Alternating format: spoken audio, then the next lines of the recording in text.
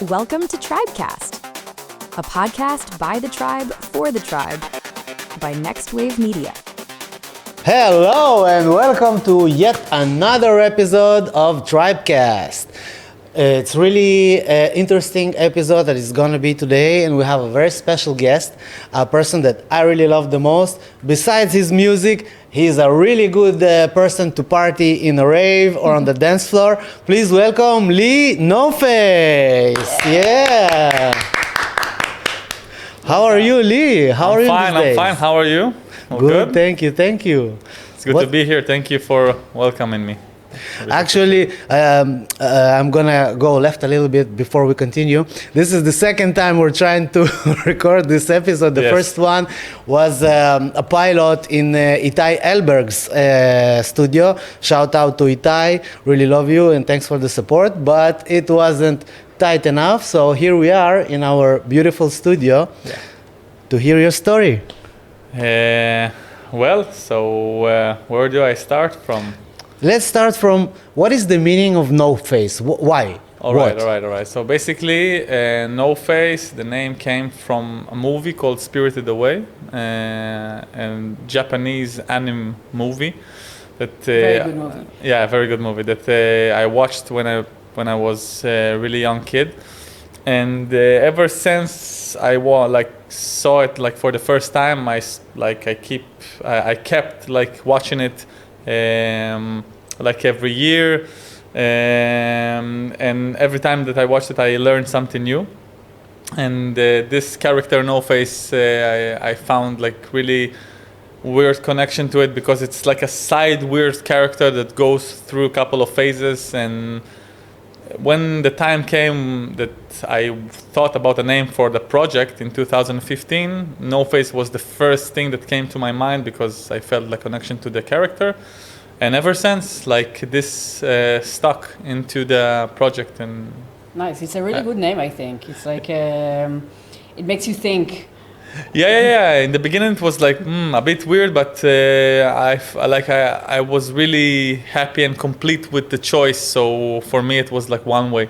Very natural. Yeah, very natural. And what drew you to make psytrance? Actually, from the first place, what gave you the influence? All right, so in 2015, my friends from the neighborhood exposed me to psytrance music. It was the beginning of it was Go trance. It was a bit it was Go trance, and a bit after that came more psytrance and full on Tristan, Electric Universe. Men with No Name, things that really got me in 2015. Outsiders, they one of their tracks from the album Our Prophecy. They made a remix to Xerox and Freeman to a track called Science is God. This track made me think this is something that I want to do, something in that style. And ever since I was keeping and exploring, going to raves and all the time asking for new music if they can expose me to something new. And when I started to hear music, I also downloaded the program called Fruity Loops and started to play with it to see if I can come up with some beats and ideas. And this is basically how I started making music in 2015. So you were a raver before you were making music? Or it was kind of it was a merge of the two. Yeah, it was a merge of the two. And when I started hearing music, I also started, I never heard something like this before. And this thing was so unique. And I felt I remember sitting in my parents' house with the small two Logitech speakers and thinking to myself, watching these artists blasting Ozora and all that stuff and big stages. And I thought to myself, it felt like a big foggy, misty stuff because nobody can guarantee you that you will succeed. But I felt this is the thing that I want to do. So you were actually imagining yourself from the beginning? Yeah. I told to myself that I can be the best, not the best, the best of myself. Because I had this kind of thing in me since I was a kid. Like if I devoted myself to something, I will do it the best as I can. Wow. So when psytrance and this culture came, and like I've been exposed to that culture, I felt that this is the thing that I want to do. Wow. Like completely. It's amazing to feel that you have a call for something so strong. Yeah. It's something that is very rare. Like nowadays, like when I'm speaking with people that sometimes still searching for the thing that they want to do. Mm-hmm. So I'm very grateful that I have this thing that I can express myself and also contribute to other people that make them happy and also make myself happy. And I think this is like a win-win situation. For sure. Yeah. You mentioned that you had influence from a lot of artists. Yeah. The artists that you mentioned, they have a wide variety of sounds. Yeah. So Yeah. what made you decide specifically to go on the path you're going? From all the genres that you listened, why did you decide to go specifically on the NoFace language? Okay, so in the beginning, it was like I really felt a connection to the melodies of Goa trance. This was something that really, like, I found like a big connection to it, like in terms of the emotion that it triggers inside me. But when came like the full-on style, like Outsiders made like a good combination between melodic stuff and the more UK sound. They had something really unique in 2015. Still, they have something unique. 2015, for me, when I heard it first time, it was like something that I never heard before from all the things that I heard in that time. And I tried to do something in between because myself, like I'm a very kind of, how can I say it, energetic person, hyperactive, and when I try to do something in that language, all the time like the energy was a bit higher until like I learned how to express myself technically and emotionally inside of the music, so everything will be kind of balanced. And yeah, in the beginning it was like I felt that Outsiders were very like ingrained influence in my style until I found like a better way to express myself, a more unique way in order to create the NoFace sound, which. So how would you define it as a subgenre in trance, for example? Like, would it be more full on or? I think it's. I think it's still in the area of full on, like full on psytrance kind of vibe. But I feel that I bring something else to the full-on genre these days when it comes to the sound design, the grooves, the ideas, the notes that I choose. I can hear a lot of influence from other subgenres. Like for sure, you hear the Goa sounds. Yeah. But it's more full-onic vibe. Yeah. So it's nice to hear that you don't stick to one direction, even that it's one direction. Yeah, like for sure, I like to hear some new stuff and also things that are not related to trance at all. These days, I like to focus on some bands or other producers that I really like Tool or Kendrick Lamar. There are something really unique in them. Then, like when I hear their music, I can find some inspiration in the rhythms or in the weird ideas that they have, like planting an idea in a track that only if you will hear it a couple of times it's like Easter eggs. It's like you can hear a track multiple times and only in the 20th time you will understand that there is like a hint that basically that you So you put like hidden messages in your tracks? Sometimes, yeah, like depends. Like you rewind your track so you hear like a secret message. Yeah. And don't trust the government. No, not something like that. It's more like personal stuff that I experience as a person, and I trying to put it out in the music. Basically, expressing myself and like developing as a person and putting that like in authentic way in the music. I think this is a good formula in order to express yourself. And you think that, like, if you had an opportunity to or time to create other genres that are not trance, like what have you ever wished trance? to create? Something else. It can be like electronic or I'm also producing chill out. Okay. In my debut album, the last track will be a chill out track that basically also kind of influence from Spongel, OTT. That kind of vibe, a bit of Aja Cosmosis guitars, but yeah, if it was another genre, I would like to create a chill out, an ambient. I really like it. But yeah, I'm up to anything. Like if it sounds good, it sounds good, and if I can learn from this, I will go for it. Sure, it's always some kind of another way to develop or to create yourself and express yourself. And I think the more that I dive in and the more that I explore,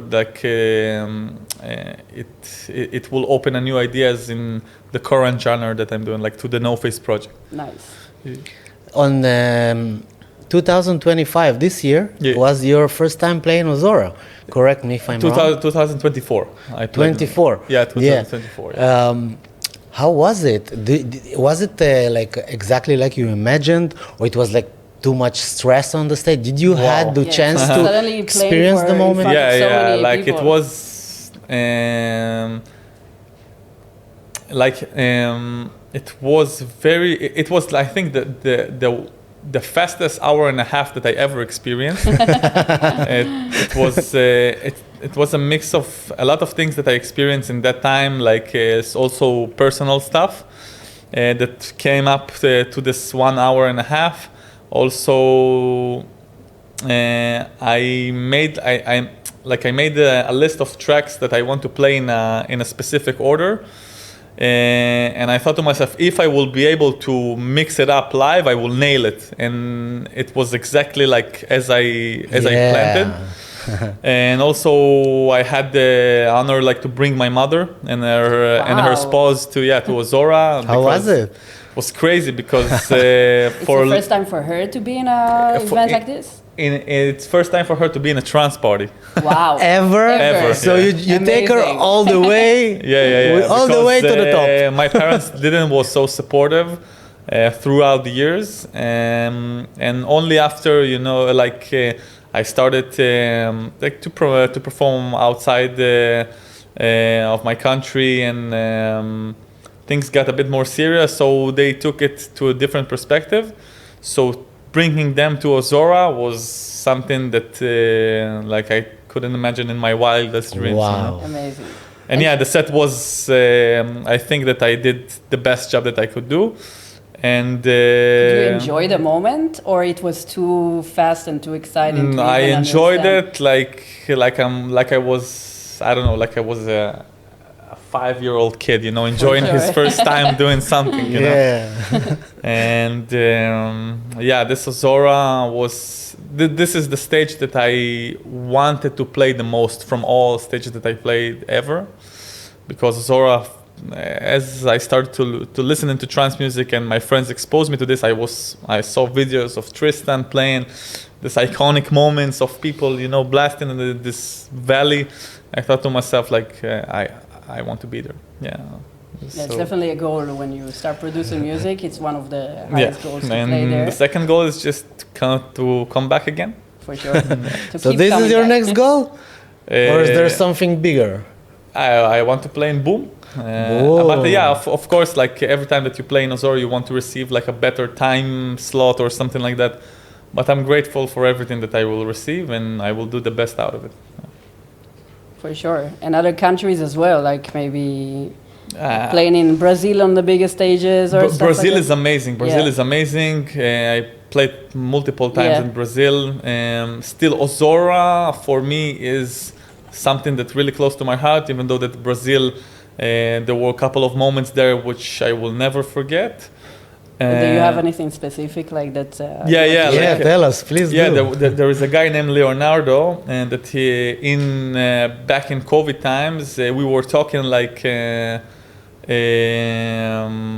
like daily on Instagram, and he had some difficult time in his life, and I remember that he asked me to make kind of like a letter for his daughter for her birthday, something nice, you know, like and I did, and I like couple of years passed, and I remember, and he made like a tattoo of my logo on his arm. Wow. And then I saw him in Brazil, and I will never forget that moment that there was like 5,000 people on the dance floor, and he raised raising his arm like doing this, and I was like, what the fuck, like how life is how crazy. it made you feel like to have such a big influence on people that from the other side of the world, you know?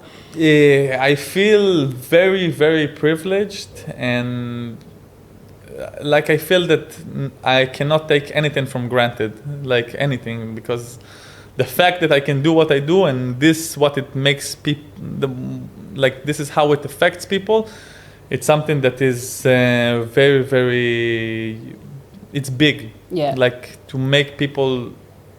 Man, the guy did a tattoo of your logo on his arm. Yeah. You are forever on his. Yeah. You know? He have like a tattoo of a house, of a heart, which is his daughter, and NoFace, which is like wow. It's insane. It's insane.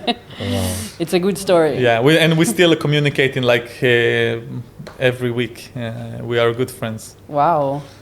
And from the other hand, was there any situation that was completely awkward or something like really hilarious, or like I'm sure you have what some the crazy hell is stories going to on? tell us. Wow, yeah. I remember I was playing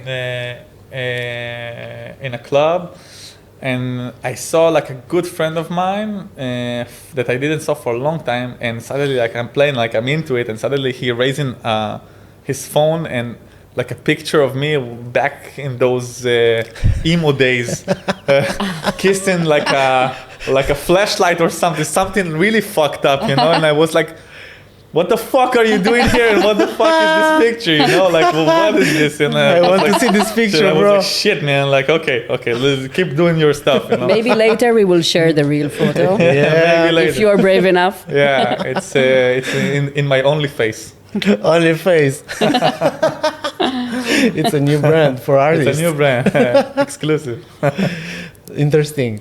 And if you would have the opportunity to do a track with any artist that you want, anyone that you want, from the past or from the present, not specifically psytrance, maybe something a mix of something of a couple of genres, who would you choose?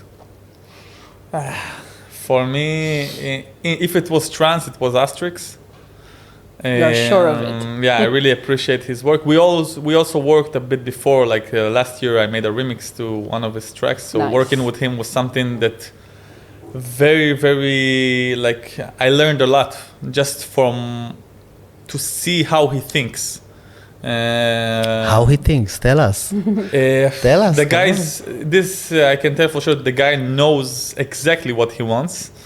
In every millisecond of the track, like I wrote something, then I gave it to him. He gave me some feedback, and just from the way that he thinks, that like I took some reference tracks I took some tracks of his to see how can it be like coordinated with the track that I'm writing, and like the amount of ideas that he have in his track, like the tension that he can keep, how long he can keep an idea, because Asterix, one of the things that he's doing the best is he can jump from idea to an idea, and it sounds so smooth that not a lot of people can do it. That you have like multiple ideas in one track that talk in the same language, and it's basically something that I can understand how this guy can like doing this for so many years and touch so many hearts throughout the years.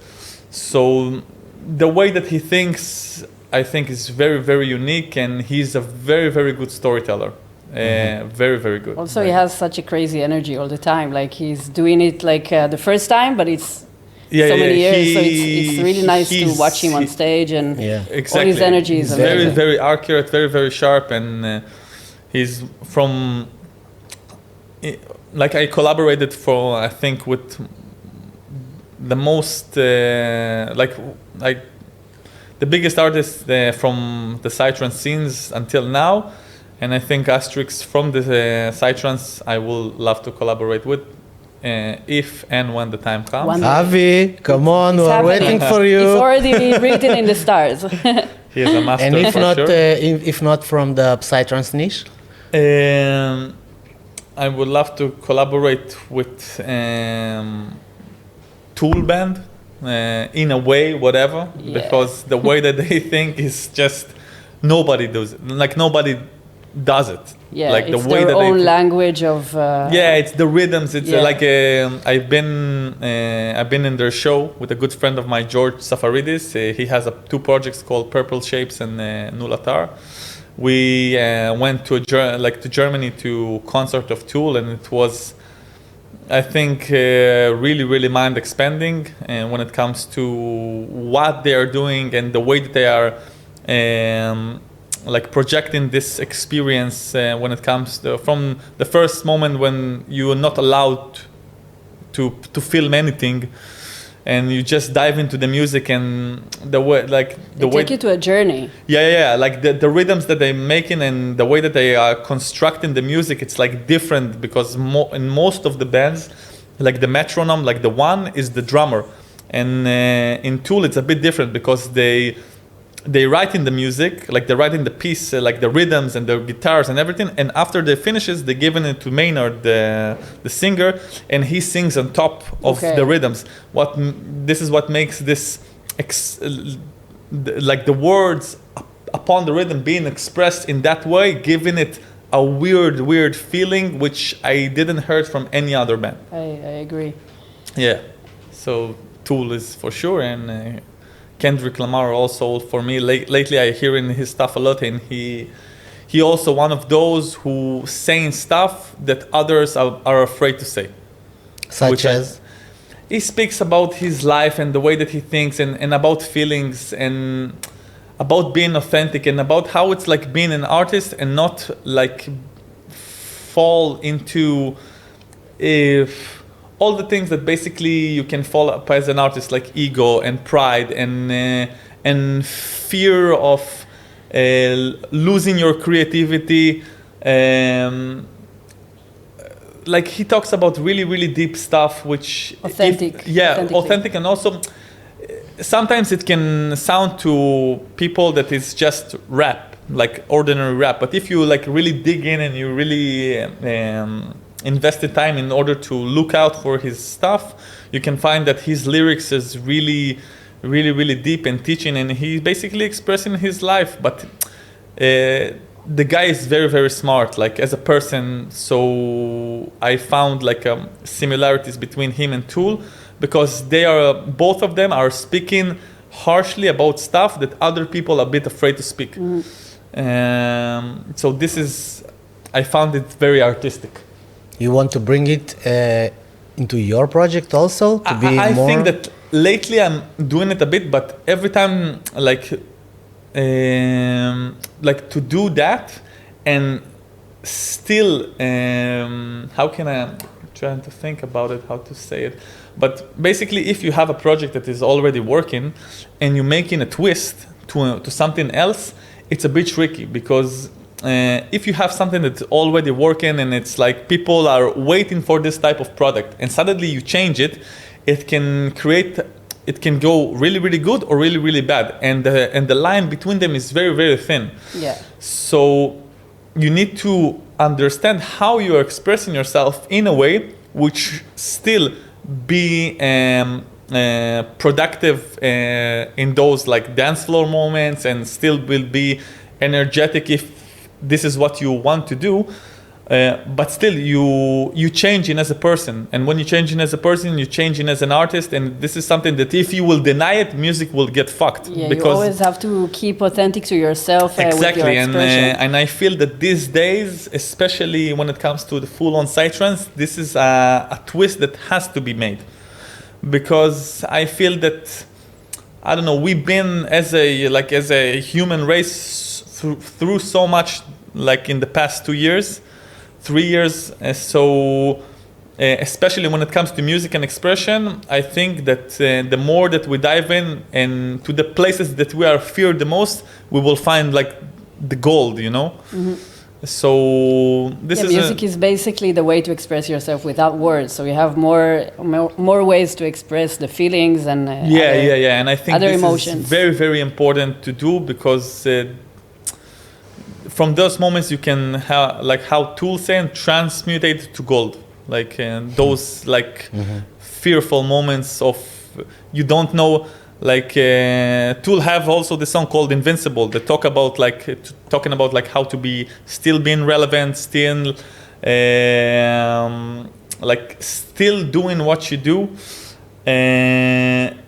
and keep on like grinding throughout everything that you're going through life, because nobody can guarantee you anything in the business, you know, like that you will still be relevant, that you'll still succeed. It's always the border between pleasing the people that like you and to express yourself in an authentic way that you keep changing. So I think always like artists go through the same, once people know you they expect you to keep doing what they like, but you also want to express other stuff. Yeah, like I will give an example about myself. Like in the past, I don't know, like couple of months, except writing my album, I didn't do something new, and I was really even just like I can say it like I was frightened to go and make something new, because sometimes you have this creative flow and you can like throw ideas and everything that you do sounds good and everything that you put, every sound is just on point, and sometimes you just don't have it. And you're trying to sometimes to force yourself to write music, but this is not a good way to create from. But still, this is also a thin line between trying to roll the dice and to see what comes, and roll from a place that you feel that you have to do it because this is your job, this is your profession, that you have to do it. So this is also like it's like a psychological line to play on. I don't know, maybe other people can see it as, you know, just write the fucking music, man. Like, do your stuff. Just keep going. Yeah, but don't think too much. Yeah, but for me, it's like every track that I'm writing, it's like I'm putting really effort in every sound, and I feel that the impact on the dance floor is like as I thought it would. Like when you create music, you think how it would sound on the dance floor, like you feel the people. I'm dancing. I'm dancing in my studio. Like I'm putting every time that I'm writing a loop, I'm putting like a Ozora set, muting it, and to see how people react to the loop. Nice. And I'm also dancing to it, and it's a good way to test it before it comes to the dance floor. Are you working on something new? If you're already talking about creating, something about an album. So, future that we have to look forward. Yeah. So basically, my debut album is kind of 99% like done. So it will come out next year. I thought it will come out this year, but plans have changed a bit in terms of the timeline. So the album will come out next year, and it will include 9 tracks, 3 collaborations, and this is like a project that I'm working like for the last 3 years. Wow. Because it's a NoFace album? Yeah, it's a NoFace album.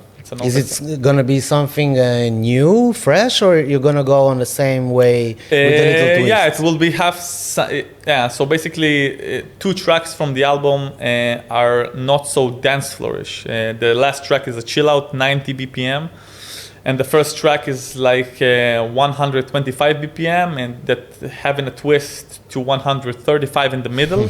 Interesting. And then like full on starts for 3 tracks, and then I have some more deep bass, something that people will find very fresh regarding to my project.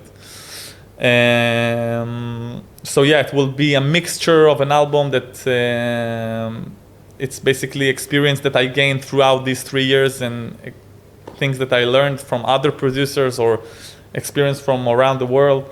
So this is why it's like took me 3 years, because also gather the artists that I wanted to collaborate it's a bit hard to catch names them. Or it's a secret? No, it's Burning Noise, Electric Universe, and Dixter. Okay. Yeah, this is the collaborations. Nice. Nano Records. Yeah. So this is basically the elders of the scene and the pioneers of the scene, which I was like really admired them in the beginning, and now working with them in the album. Amazing. It's like a closing a circle and opening a new one. And also Dixter and myself, we have some plans, big plans for next year, which I will not reveal now, but it's something that it will have. Okay, we are looking forward. Yeah, it's like new stuff, new sound, new music. We have very, very good connection. How do you feel to create with those artists suddenly to collab with them? In the beginning, I remember when I was a bit younger, I was so excited from everything. Like, was jumping around from every message, every voice message from them. I was like throwing everything in the house. Nowadays, I feel that they really trust me and the way that I work, and also in the collaboration when they ask me to start something. I feel very obligated because when they put their faith in me, like I feel that, okay, your shit, what you're doing. This is not, it's come from a reason. And nowadays I feel very privileged to work with them because they are like I cannot point on many producers that they send something to me back because I'm very, very picky. Picky. Yeah, very, very picky. For good and bad, but when I receive something from them, it's like a piece of magic that I know this is why they are such big artists, because they can send you even like a small piece of music and it's like, it's magic. Yeah. Wow. Is there anything that really stresses you before like going on a gig or something like this? Yeah, every time that I'm playing, I feel this tension in the middle of the chest. It's like the same excitement that I had when I started to perform in the woods, like opening a set in a party, playing to one person in the dance floor, the guy still adjusting the system, and you playing your music. It's the same feeling that I have even these days. So yeah, it's a good stress, if I can say it. Like in some gigs I have it less, in some gigs I have it more. But every time that I'm going to a gig, I have this same feeling of this stress in the middle of the chest, but it's a good one. It's like... How do you overcome this? What do you do when you feel it? How it makes you like to release yourself and get into it? It's... First of all, if I'm really restless, like in Ozora, I had a panic attack before the set. For sure. It would be strange if you wouldn't have it. Yeah. Like I remember Ori Bendror from Stereo Society got me like really chilled before that. He gave me some good words and it really helped me. But before Ozora, I got a panic attack. Like I didn't know what to expect. Like if people will be on the dance floor, will not be on the dance floor. Is there a moment that there are no people on the dance floor? Yeah, like the hour that I received in Ozora was a bit hard because it was the first morning of Ozora. So people... It's exactly the switching between night and morning. So I didn't know how many people will be in the dance floor. And like all the time you want to receive the best dance floor, but what you receive is what you have to work with. What you get. And yeah, when I received it, I saw a lot of friends that came to support with flags and everything. It was something that... we were there, bro. Yeah. We were there. I remember. Yeah, it was beautiful, to see all of your friends. Something that I imagined, like since I'm like to see my childhood friends dancing in Ozora together.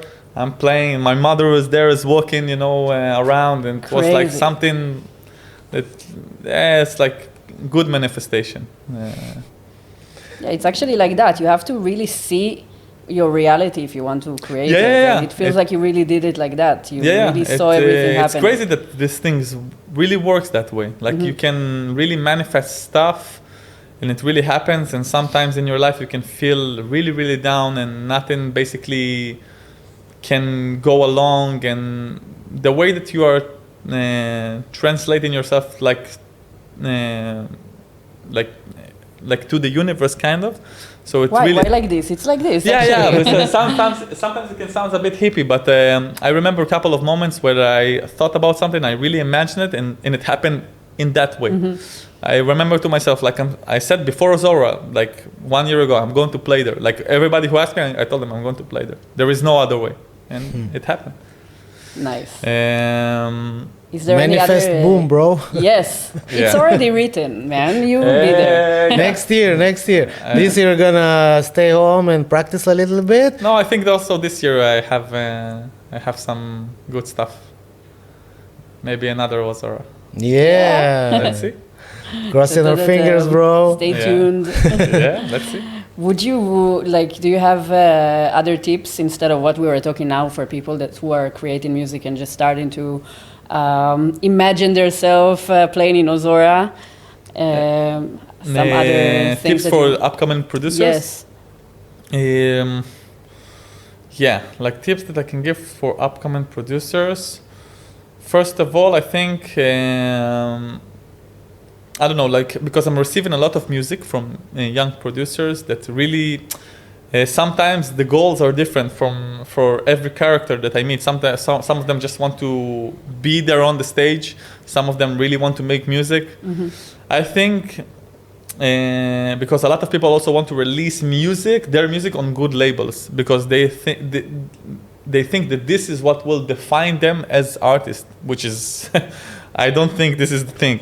Why you don't think? Because all sorts of music coming nowadays on all levels, in the best labels and unknown labels, and in the end of the day, if the music is good, the right ears will hear it. This is what I think. Okay. Because I don't know, like for example, I will take Purple Shapes, good friends of mine, George Tsafaridis and Fanis Dobrov. They are from Greece. Their first Ozora, they received a message from Wega and told them, you want to play in Ozora? They received the best slots before Raja, full dance floor. And they just made, like George, I will say, like I think one of the best talents that we have nowadays in the world. The most creative, very, very unique, and there is a reason why he played there. Because he's very, very authentic, like to himself and to his music, and this is something that you cannot deny, you cannot ignore it. And every time that you hear somebody that does something that he likes a lot, that he really likes from his heart, it's the energy. Actually, yeah, it's the energy, and you cannot, you cannot miss it. It's there.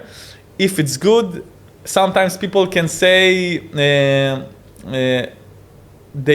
it will be hard for them to accept, but they will join later because it's like undeniable. It's just good, and you will not deny good music. So basically, you said that people need to be authentic to themselves and not try to make their way to the stage only to be on stage. Yeah. Because I hear so many good artists these days that really want that everybody deserves a chance, but those who really authentic and really doing what they love. Will receive the reward of the fruits,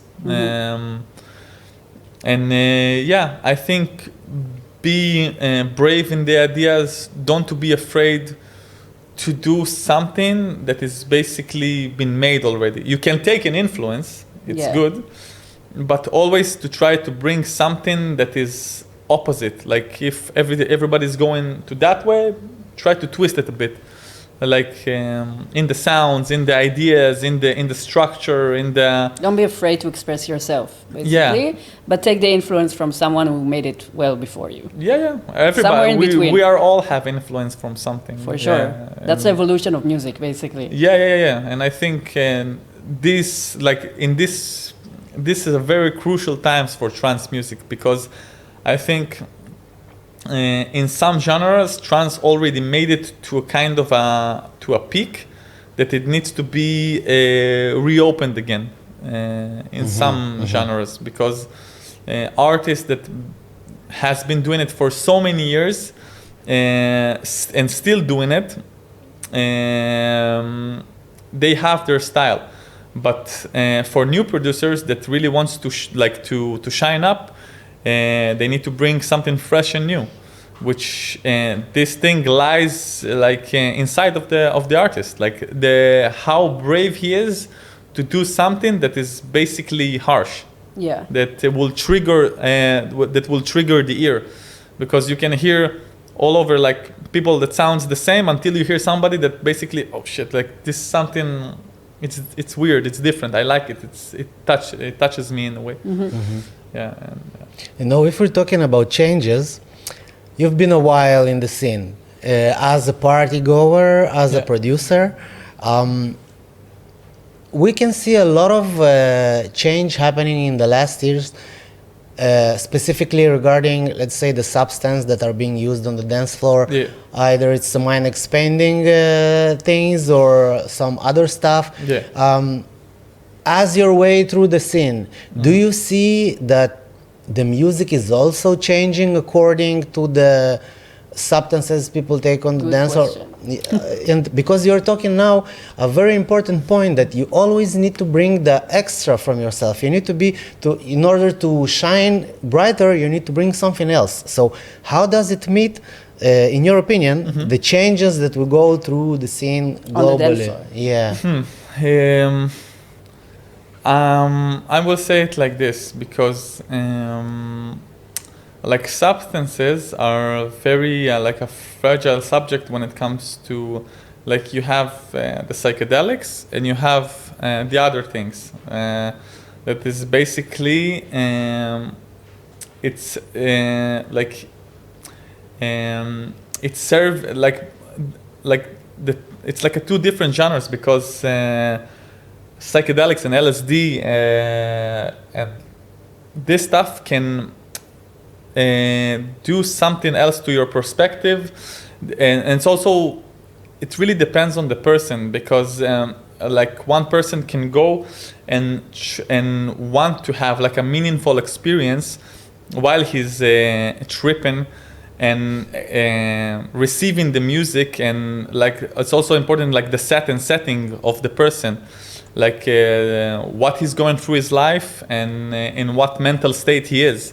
And if he is open, like really open to receive, because acid is like it's something that it doesn't have a form. It affects everyone differently. But when it comes to music, I think this stuff is something that I would recommend to people to try. We don't recommend to use legal substances. Yeah, but acid is something that of course I will not recommend to use illegal stuff. Don't do acid. Yeah, but for sure I can say that as a person that tried before and experienced these moments on the dance floor, I came to the studio with that feeling that I will try to express those moments again to the crowd, because basically in the end we having like the same circle. Like I'm coming to the dance floor with my emotional baggage, and and throughout the sets and throughout the festival or whatever it is, you're going through something, and you basically, and it dissolves in the end. And from those moments, you receiving lessons, and those lessons you can translate them to your to studio moments. Those small moments that you felt that you can recreate them, and when you playing it, you doing it to other people that also coming with this emotional baggage to the dance floor, and just want to dance or to go through something more meaningful. So it's basically give and take, which I find really, really meaningful, because these moments are rare, especially for people who like using substances. carefully, of course, and they're knowing themselves, and they want to go a bit deeper and to understand some things that maybe they need to lift this curtain of reality, to see something, a different perspective about themselves, about the way that they are perceiving things, emotions, life itself, the way that they are perceiving themselves against reality. And if you really open up to this and you really give in to the experience, you can have really incredible fruits, I think. Yeah. And do you think the music is changing according to this also? Like artists in the studio, are they thinking about... Yeah, I think it depends on the artist. Not on... maybe artists can do music because they like to create. It doesn't have to come from that reason. I'm talking from my personal experience, and I think it changed me throughout the years. Because as I said, I tried some substances throughout the years, and I remember that I came to the dance floor as one person, and I left a bit different with more perspectives. And these perspectives gave me kind of more tools to look at myself. And the way I'm basically negotiating with myself, it gives me more varieties to understand how I want to pronounce myself with the music. The more that I'm more open with myself, I will be more open to try new ideas. And I think this is a thing that I can feel with different types of artists. This is my... So basically you take your experience from the dance floor and put it into music to bring it to other people on the dance floor. And it's like a cycle of dance floors. It's like a cycle. And I remember going to Ozora 2 times before I played, and I saw those people dancing there, and I thought to myself, those moments that I'm going through now, it's life-changing. So it's very, very intimate moments that people can, people cross eyes and have a meaningful relationship, or having something to break down and to cry and to have something beautiful coming out of it, because they understood something, maybe a barrier with themselves that finally dissolved. And those moments are created in some small studio that been translated to thousands of people. And those small moments that you are having with yourself in that night, in 3 o'clock, that suddenly you put that sound, and that idea came up. It's something that is priceless. It's priceless. Wow. It's something that I also tell to my students. I'm also teaching music production, so I'm asking them, how can you make a person feel that he's standing he stands in the middle of a valley, and a ray of sun going through the woods, touching his cheek, and he feels this optimistic warmness. And it's a moment that you can create with different types of sounds, with a texture and different types of notes, and basically you can make a person feel something. But this is your previous experiences. So if you really open up to this, you can recreate them and make some people feel that.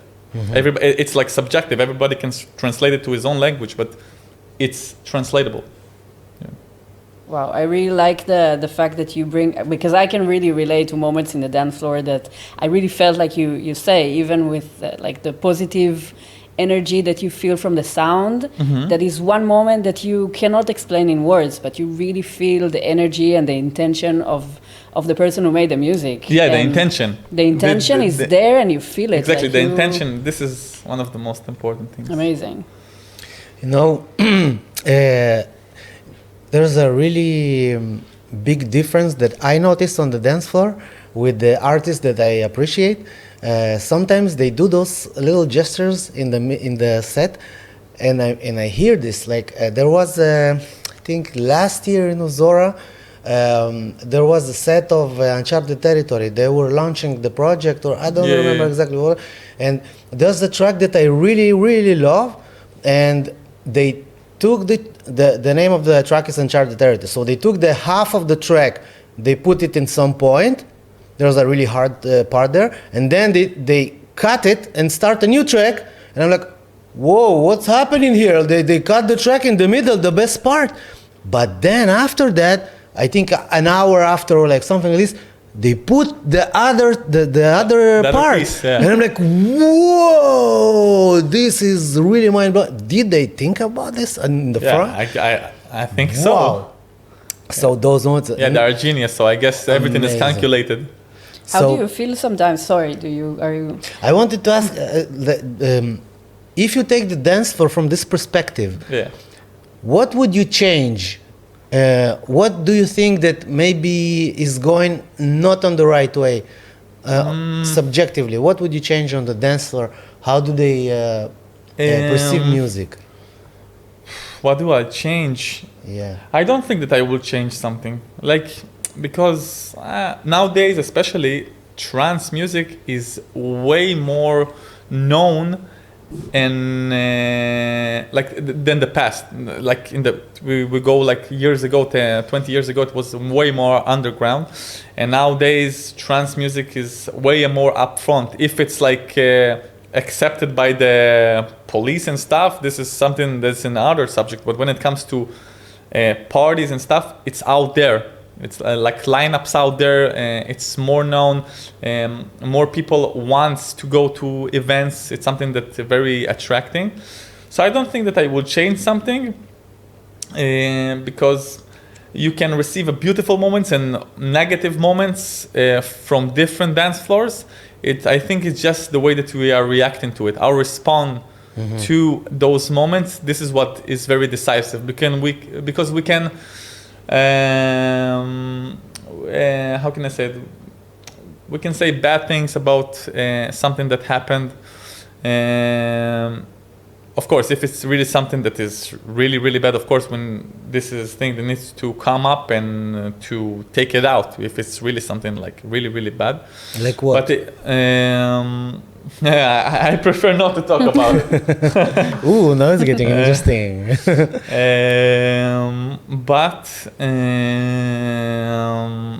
I think we just need to control on the way that we are reacting to situation on the dance floor, because we choose where we are.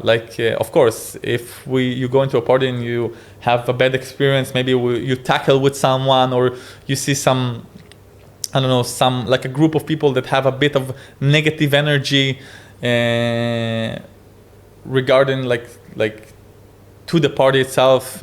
So you can choose to take a step back, not to be around them. Of course, it's not a nice feeling to have, but you're there already. And the way that you are responding to the situation, it can affect your experience. And this is what you will go home with. Thanks for that. It's really good advice. Yeah.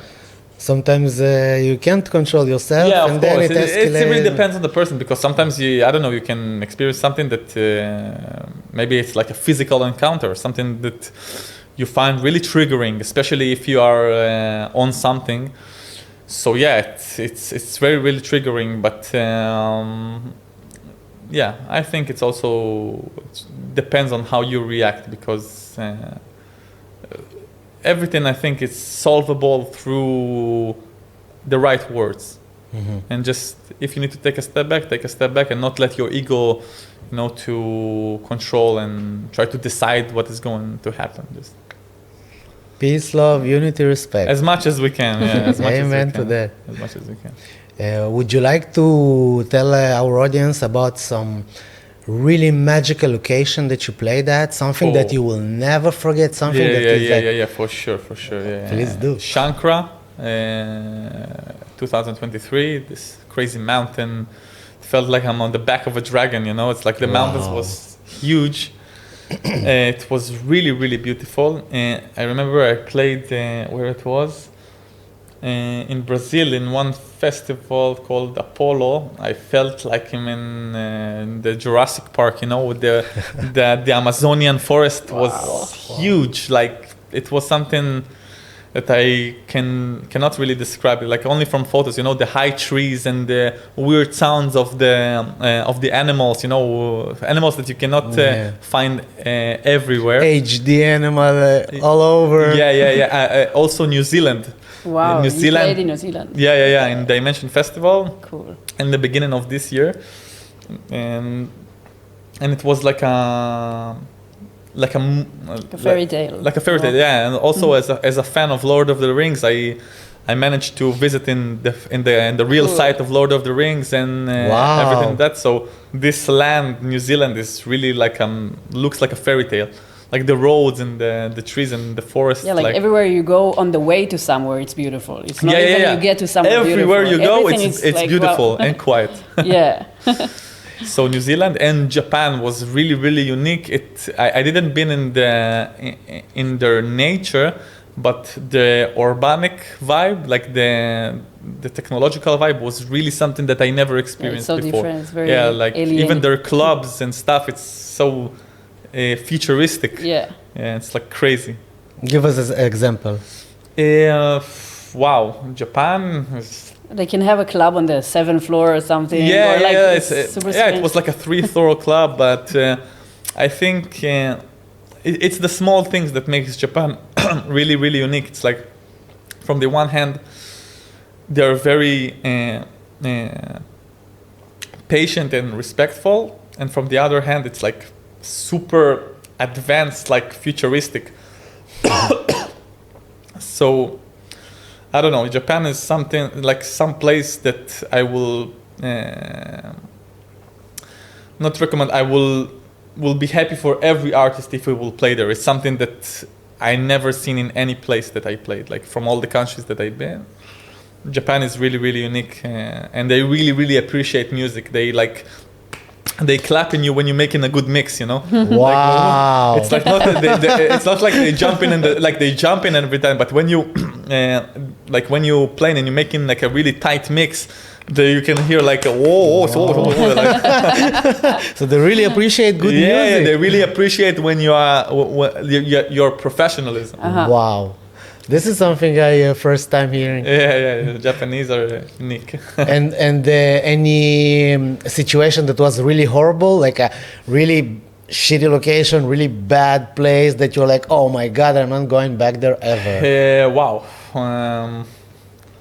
You don't have to mention. You don't have to mention names. It's all good. You can. I don't know. Let me think about it.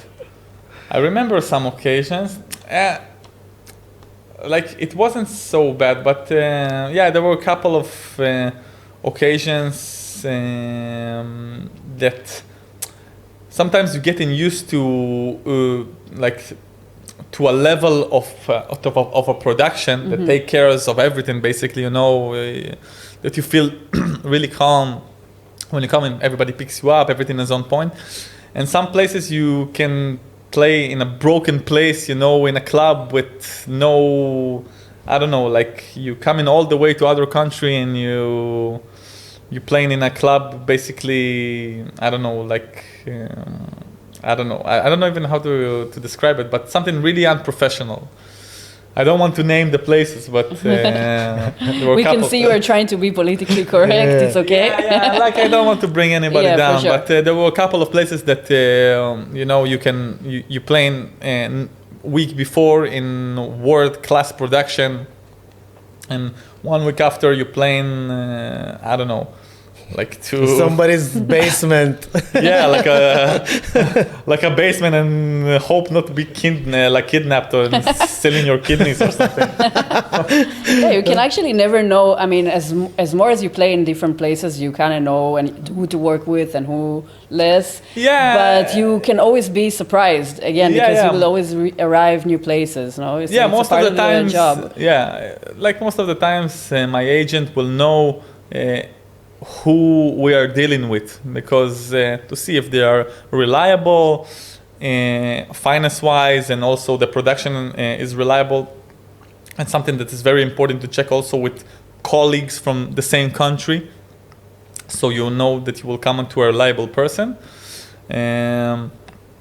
But yeah, like this is the thing with this profession. Not all the time you know where you're going to. Yeah, for sure. But this is the experience, and this is. Do you fun. still enjoy going to parties without playing them? Like, is it happening? Yeah. To a ones where I know that music-wise I can learn something new.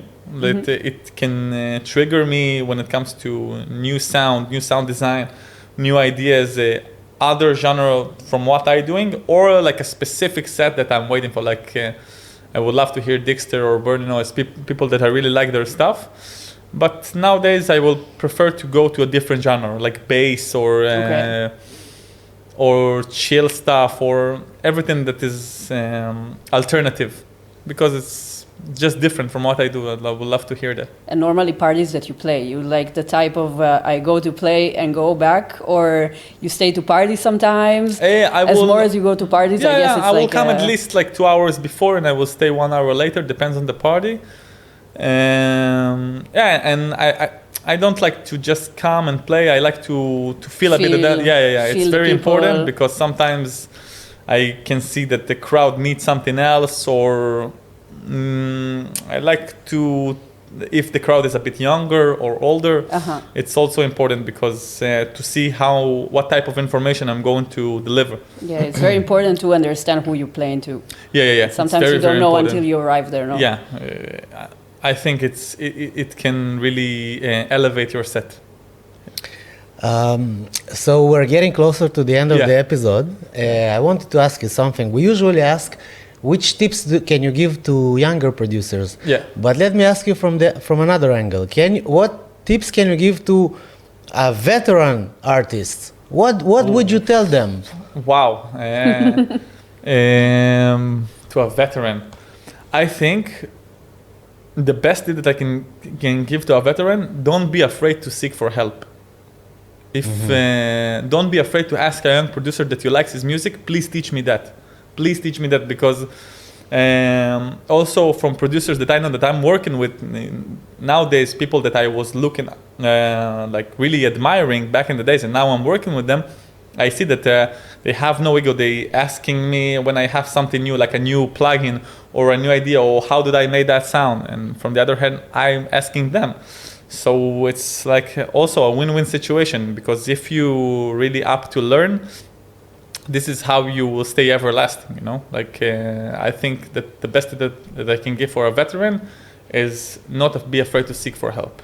You feel if you need, not help, like advice, inspiration. Don't think that you know everything already. You never know. You never know anything. Yeah, everything. Correct. You never know. Good advice.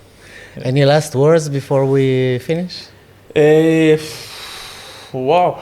Any last words? I'm wishing for all new producers to succeed in what they want, and to all veteran producers to keep being relevant, to do what they love in the best way. And for myself, I will say that I will do my best in every time that I can, and wish everybody the best in every parameter in life. Amen to that. Thank you very much, Thank Lee. you very much. NoFace. It was a very interesting episode. I had a really good time. Me too. Hope you too. And thank you for joining us for another episode. Thank you very much. Don't forget to follow Tribecast on Instagram, Spotify, YouTube. We're waiting for you there. Your support is highly valued for us to keep going the way that we're doing. And thanks for more joining us. Thank you, and Lee, Ruben. and see you next time. Yeah. Ciao. Tribecast, a podcast by the tribe for the tribe by Next Wave Media.